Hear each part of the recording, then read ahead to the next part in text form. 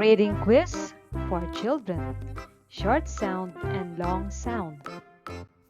If you're ready, let's start.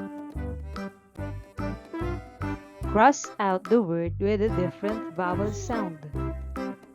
You may write your answers on your pad paper. Pause this video if you need more time.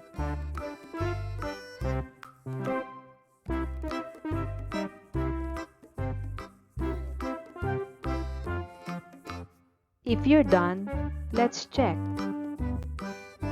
Number 1, the answer is jet. Number 2, leg. Number 3, tub. Number 4, can. Number 5, bell. Number 6, pot. Did you get all the correct answers? You did a great job. Next activity. Match the description in column A with the words in column B. Write the letter of the correct answer in the box, or you may write your answers on your pad paper. It is the opposite of night. Choose your answer.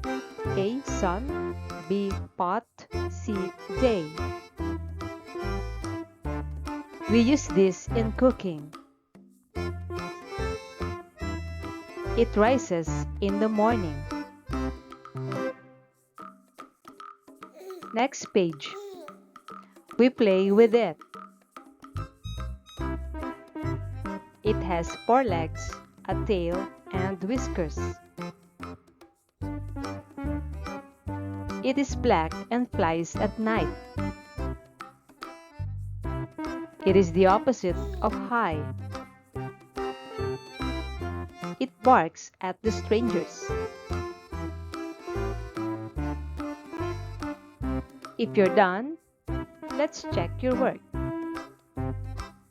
It is the opposite of night. The answer is C, day.